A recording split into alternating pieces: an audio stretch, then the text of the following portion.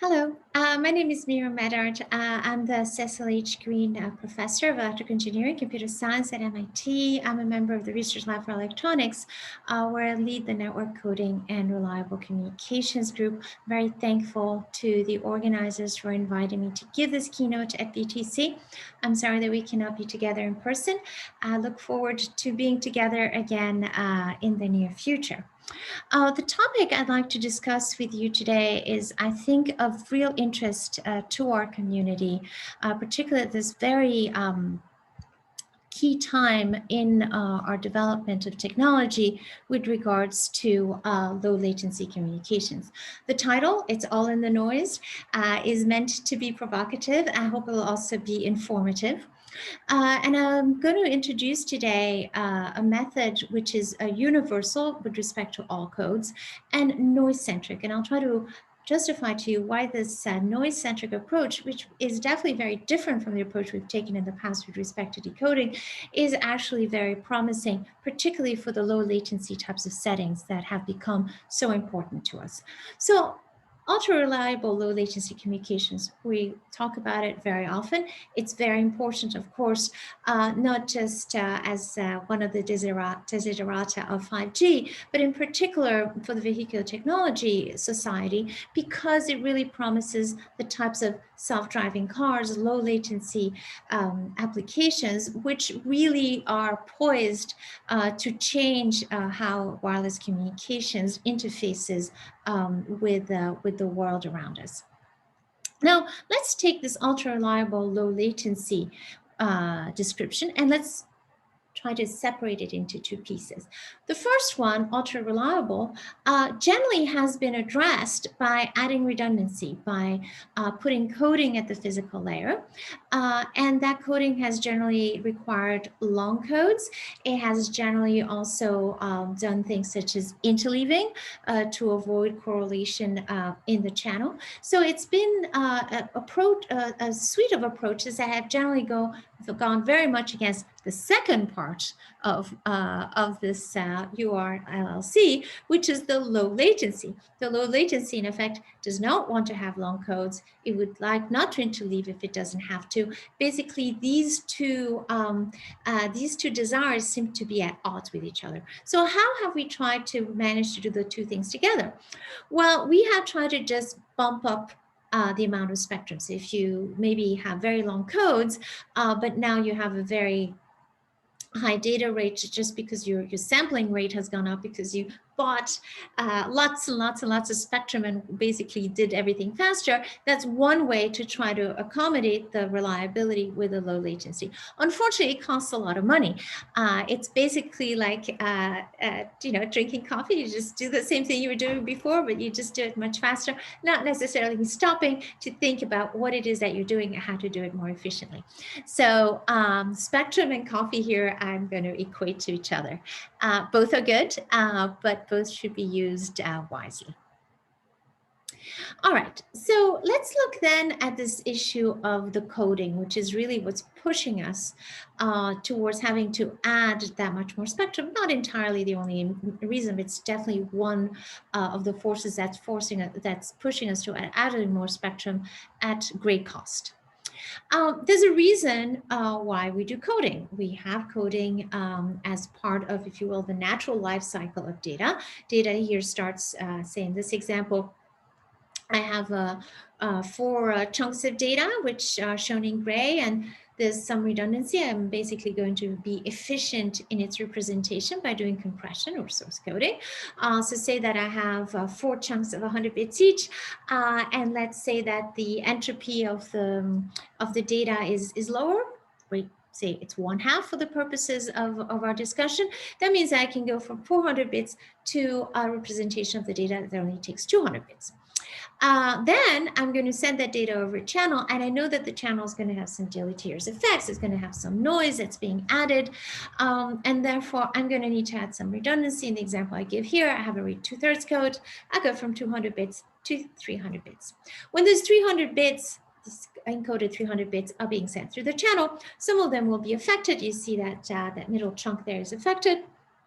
And the decoding will have to try to reconstruct what the original data was from this corrupted 300 bits. It's going to try to reconstruct the original 200 bits. And then, of course, we have source decoding to reconstruct the original data in order to get back the gray data that was transmitted.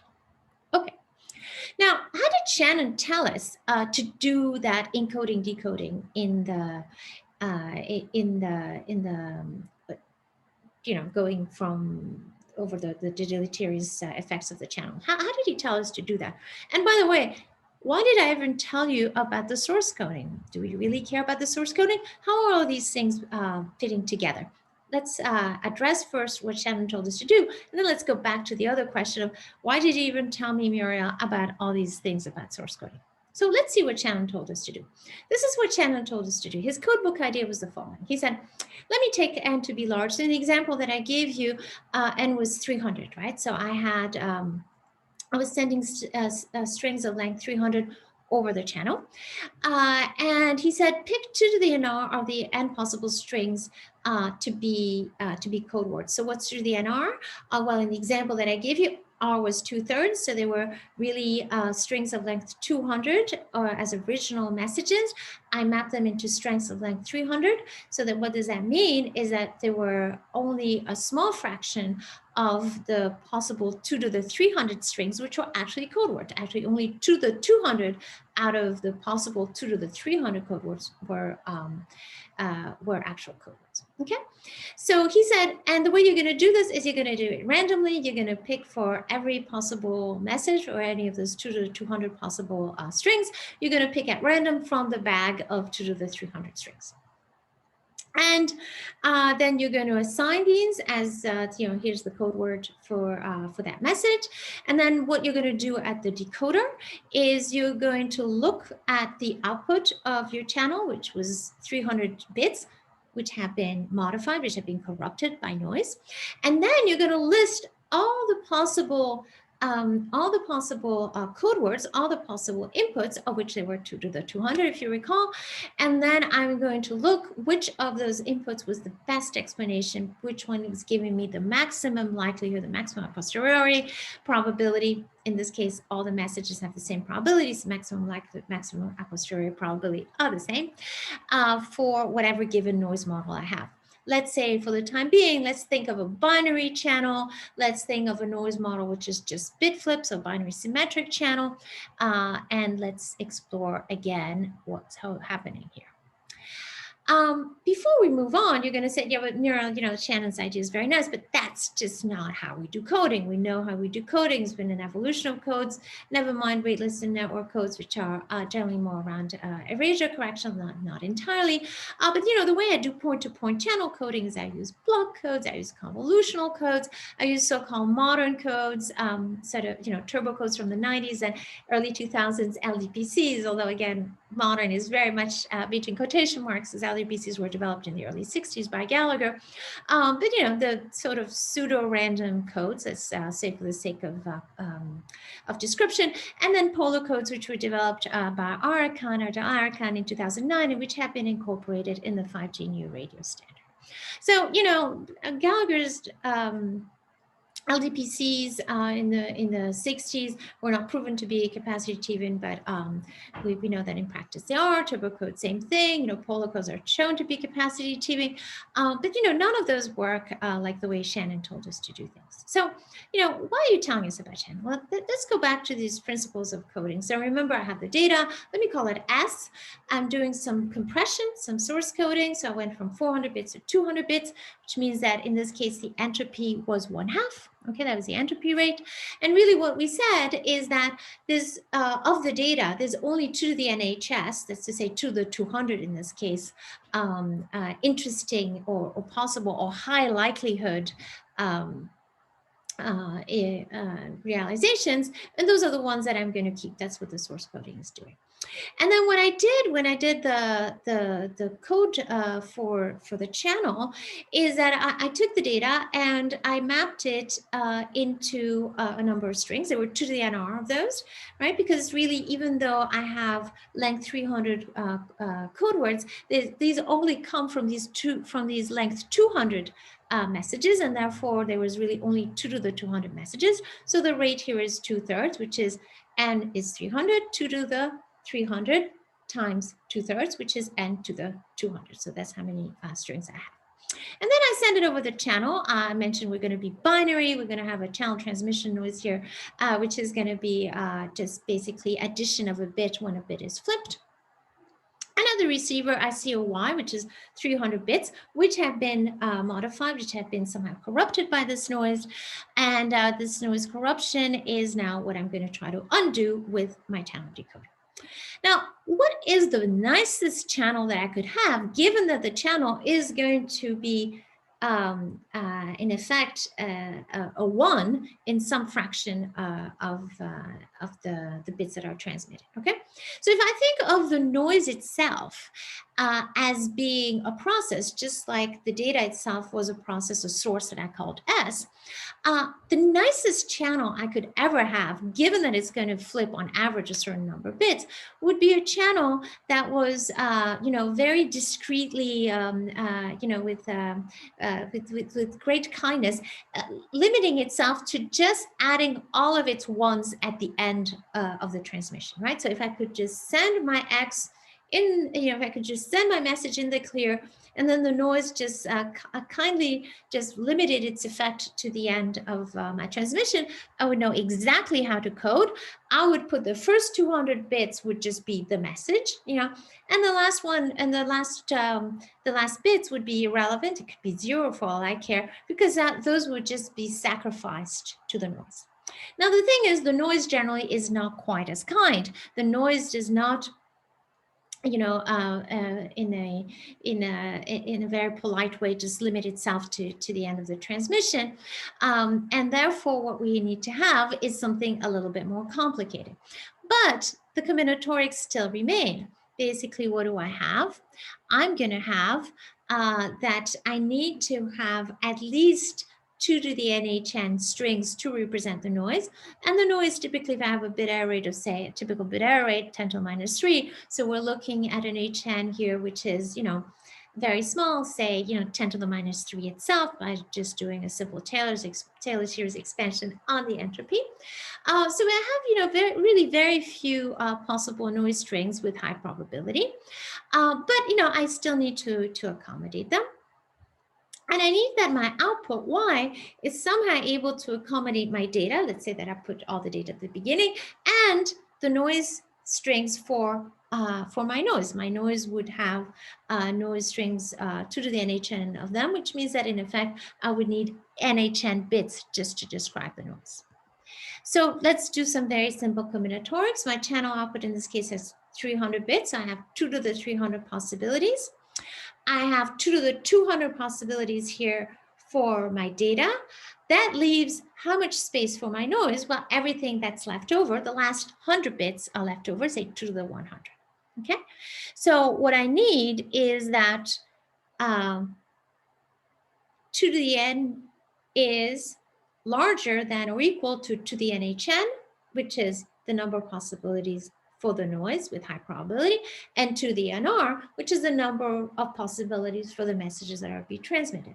Another way of thinking about it is that I need N to be greater than or equal to NHN plus NR, or I need 1 to be greater than or equal to HN plus R, or I need 1 minus HN to be greater than R.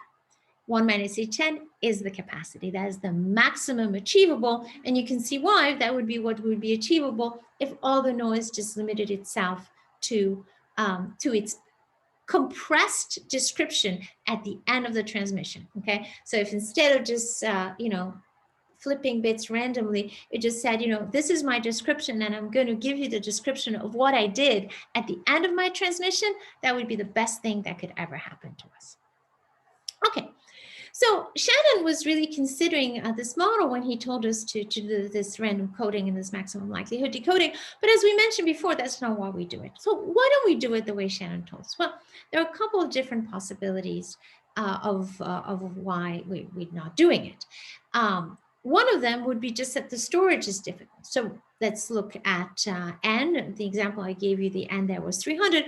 But, I mentioned 300, it could have been 1,000, and actually we often look at codes of length 1,000 or more. Remember that this is a problem for us with respect to low latency. We don't want long codes, but it is what it is.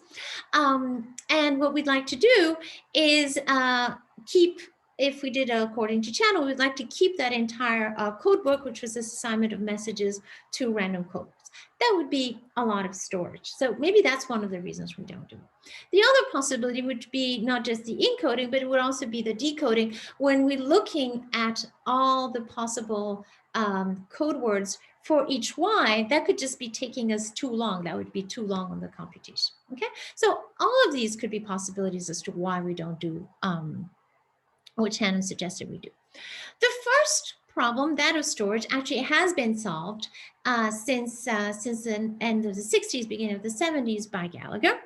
And basically what he's shown is that random linear codes are also capacity achieving. They are like random codes. Why is this very nice? Because now it means that rather than having to keep that arbitrary mapping between messages and code words, really what we have is just a single matrix, a single randomly chosen matrix, which can generate random code words. So it's actually very compact, very easy to represent. So what is left? What is left is the second part of the difficulty, which is this computation, the decoding. So it's not the encoding for random codes that's hard. So if it's not the encoding, the reason we're not doing it, it must be the decoding. So let's look at the decoding. The decoding generally has been really what drives these issues of complexity. It's easy enough to code. It's generally much harder to decode. How do we decode currently? We use what I would call high redundancy codes. That's to say that even though the bit flips, I mentioned 10 to the minus 3, but let's say 10 to the minus 3, 10 to the minus 4, 10 to the minus 2, of that order, which really should be given as a channel capacity. If I do 1 minus 810, which remember was the channel capacity, which is very high, above 90%, that's, the rates that we've been using, the redundancies we've been using are much higher than that. If you look at the 5G 3GPP new radio standard, we're looking at low density pair check codes with rates as low as 0.2, barely ever break above 0.9. The decoders are very code specific, are entirely bespoke. Sometimes you even have a different decoder, not just for a particular code, but even for a particular rate of a particular code. And as I mentioned at the beginning, is also a problem for us for low latency. We generally have an interleaver so that the channel appears IID, so that the effect of the noise is as spread out as possible, at the cost, of course, of then having an effective longer code word because of the interleaver. Against this, I'm going to propose a guessing random additive noise decoding approach. And this is the noise-centric approach that I mentioned at the start of the conversation here in the title of the presentation. And what is the vision here? We're going to have moderate redundancy. It's not so much about the rate per se. I'll show you some figures later, but it's really about having a redundancy which is only as high as it needs to be for the conditions of the channel. I'm going to have flexibility rather than having a single decoder for code, sometimes even a decoder that's specific to a rate of the code. I would like to have a single decoder for different codes. I want to have low latency, which means I would like the code lengths not to be long, unlike these multi-thousand bit LDPCs. And also I would like to avoid interleaving if possible. I would like to have codes that are as short as possible, where the code length is a multiplication of the length of the code and the effect of the interleaving. So what we're going to do is we're going to make the math work like the engineering, rather than make the engineering look like the math as we have up until now.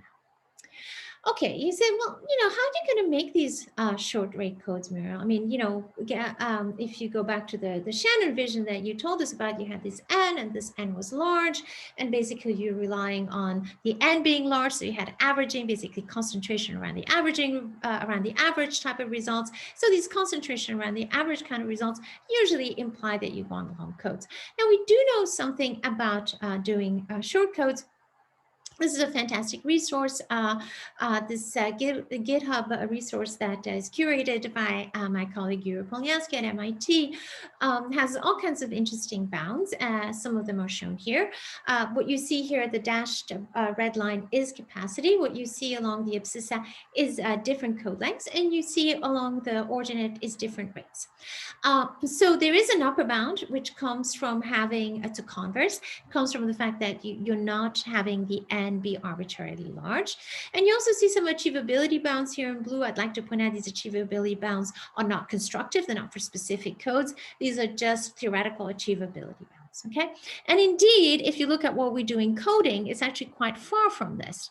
What do we do in coding? Well, generally we have codes that only have a certain number of lengths. Here I show you Reed-Muller, Reed-Solomon. I show you CRC8 polar downlink, which is in the standard of the 5G new radio. Generally, you only have very few available code lengths. In some cases, you only even have a few available rates. Of course, you can always try to do some puncturing, but that usually comes at the cost of efficiency, and puncture is not possible over all ranges of ends in general. Okay, so we have this theory, we have this practice which is very, very far away from the theory. And what I'm going to show you how to do is actually using the random linear codes that Gallagher had brought up in the 60s and 70s, which, by the way, then are available at all rates, are available at all lengths, and are very easy to construct. Then actually we could use not just the existing codes, but we could use these codes too. So when I'm saying that I want a universal decoder, I mean I want a decoder that can do any of these. Okay, the same decoder do any of these. How can we do something where the same decoder does any of these? How can we possibly achieve that sort of performance? Well, here's the idea behind GRANT. So remember that the complexity that we had with the maximum likelihood that had been suggested, in effect, in the original 1948 paper by Shannon, the difficulty there was going through these 2 to the NR possibilities. So, in the example I gave you, n was 300, 2 to the NR was 2 to the 200. That's just a lot of possibilities to go through. So even though the encoding was not hard, thanks to random linear codes, the decoder would be hard. However, let's look at the noise. I mentioned that the noise of bit flip would be, say, around 10 to the minus 3, which means that even if n is up to 1,000, like in one of the examples we discussed previously, then 2 to the nh is actually order 1. Okay, so if I knew what the noise was, of course, I could remove it. That would be easy enough. I don't know what the noise is. So the idea behind GRANT is the following. I'm going to try to guess what the noise is. Say I have a BSC, the most likely noise is all zeros. Maybe I have some other code, the most likely noise is something else. I'm going to check whether by removing the effect of the noise from the received Y, I recover an X, which is part of the code book. It's easy for me to check whether an element of the code book is valid or not. All I need to do is just a linear calculation. I just need to multiply thanks to the matrix generator, linear generator matrix that describes the code. If that's the case, great, I'm done. I shout bingo. If that's not the case, I go for the second most likely. Maybe if I have a noisy channel that has bursts, we'll see that later in the presentation. That means not just looking at a single error, but maybe at a clump of errors. And if when I remove that effect, I have something that's part of the code book, that's when I shout bingo. So I basically keep doing this until I run into an element of the code book. It's universal. This approach is suitable for any code, and it is actually suitable for any moderate redundancy code, because I really just need to go through a number of possibilities, which corresponds to a high likelihood of possibilities of the noise, which means that I just need to have that I don't have to go through too many guesses. Okay, so rather than concentrate on the 2 to the NR, which is large, I'm going to concentrate on the 2 to the NH, which is small. Even though it's the X I'm interested in, I'm going to go through the N because the N is more sparse, is easier to manage.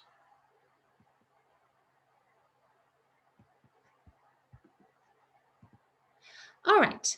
So what's going to happen then with this grant? So remember the bounds that I showed you, these from the Spectre GitHub resource that URLLC has put together. Remember those upper bounds, lower bounds. I actually can get all those purple points. Not just theoretically, I actually can get these purple points. How could we get these purple points? By using grant. I'll show you here two possibilities, a 10 to the minus 2 bit flip probability, 10 to the minus 3 bit flip probability on the right, block error rates goal here, the target is 10 to the minus 2 on the left, 10 to the minus 3 on the right. Very typical that the blur is basically, the target blur is basically the uncoded bit error rate. So what can I do? Well, I actually can do the random codes. Remember those random codes that exist at any rate, at any length, you just pick a random code, and it's not that you pick the best out of a bunch of random codes. The first random code you pick gives you this, okay? So you are getting better than the best known theoretical bounds trivially, and definitely doing at least as well as all these classical codes trivially just by picking any old code. So any old code will do pretty much.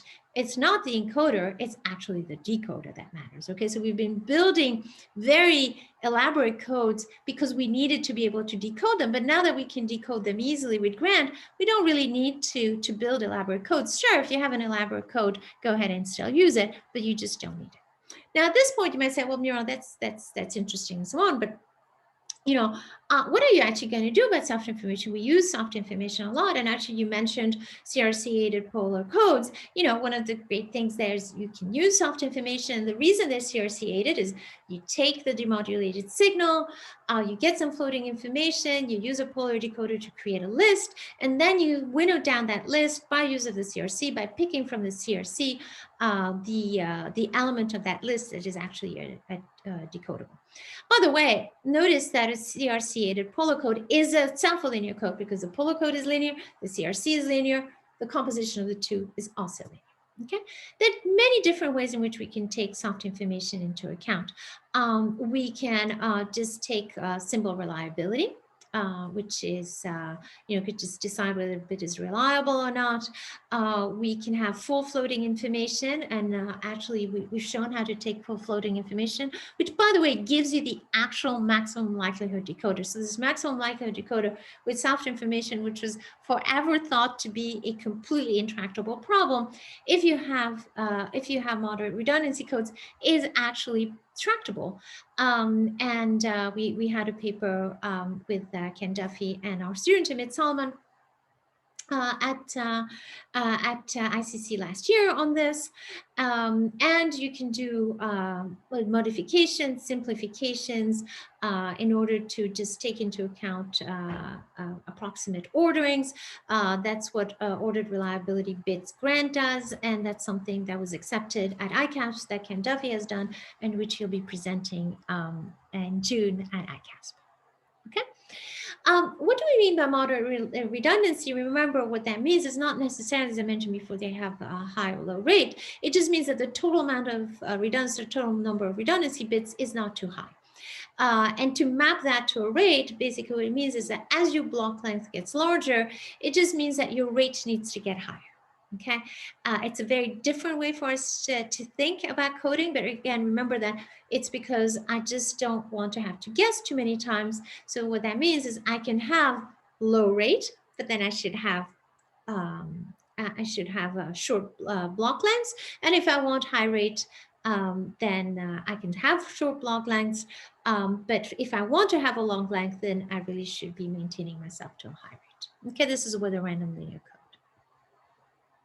Okay, I told you that what matters is really not the code, is really the decoder, because the reason we were building such interesting codes was really just because we were having trouble decoding them. But now I don't need to have an interesting code. So let's go back to the polar codes I mentioned. This is a polar code only, which I show you here with the original polar decoder.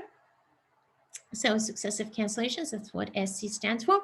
And this is the polar code decoded using ORB grant, this approximation to false soft information. You can see that they basically do the same.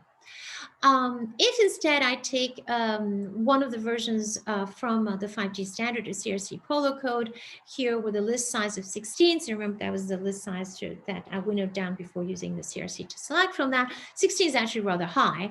And of course, as we all know, the complexity goes up roughly exponentially with the size of the list. So this is actually being very kind to a CA Polar decoder. Basically, what you will see here is that doing the orb grant, the approximation soft decoder, which is a very simple approximation, does significantly better, going from yellow to yellow. If I use instead a CRC of 11, then doing the polar code with soft information with the CRC aided decoder does better, but it does as well as the polar code with 24 bits of CRC. And also, if I just pick a CRC of whose full length is the full number of redundant bits in these polar codes, I do as well. So other than the polar code itself, without the CRC, which is just very bad because just doesn't, it's the only thing that doesn't do super well, maybe not very bad, but certainly the only one that doesn't do well. Everything else, the polar code with CRC 11, the polar code with CRC 24, and just the CRC, no polar code, no code at all, they all do extremely well, and they all are decodable by the single decoder of grant. Okay, so any old code will do well. A CRC will do better than a polar, and as well as a CA polar. Basically, why does the CA polar do well? Because of the CA. It's the CRC that's really making the polar work well. And you can confirm that, for instance, if you look here at this other polar code here with CRC 11, so this is polar only, doesn't do as well, and basically a CRC by itself versus a CRC with polar all do as well, and grant does as well as the state-of-the-art CRC-aided polar decoder with a very large list. So we're being very nice there. And by the way, this is something that we've done, Ken and I did with our student Wei An, and it has been accepted to ICC 2021. So I hope that some of you will be able to attend the talk. The last thing I wanted to bring was about the interleaving and the burstiness, right? So again, remember the really full effect of latency comes from the length of the code, and there's been a lot of work around trying to shorten the length of the codes. That's one of the reasons that polar codes were chosen, was because they're shorter than LDPCs and other very long codes, but they still use interleaving. We actually are able not to do interleaving. So if you don't do interleaving and you use something like, for say, Bose-Chaudhary-Hockenheim code, Burley-Kemp-Massey, if you do the interleaving, you get this nice turquoise line. If you have burstiness and you don't do the interleaving, the Burley-Kemp-Massey is going to have trouble. As far as we're concerned, if you have burstiness, the more the merrier. Why? Well, because any sort of structure in the channel noise actually makes it easier to guess. We don't want to split it up and interleave and lose information about the channel noise structure. The more information I have about the noise, the better off I am. Okay, and therefore what I'm going to do is actually keep that information. This MO here stands for Markov order, and therefore if I don't interleave, of course, if I interleave, I can still use grant, no problem, as I showed you before. But if I don't interleave, I gain a power factor. I get 3 dB in power along the EB over N0, and I gain a delay factor of 100. Okay, so massive decrease in the latency. With that, I just want to go back and remind you why we're doing this. So we've shown you moderate redundancy, flexibility, such that we can do the grant decoding for all codes, random linear codes, BCHs, CA polars.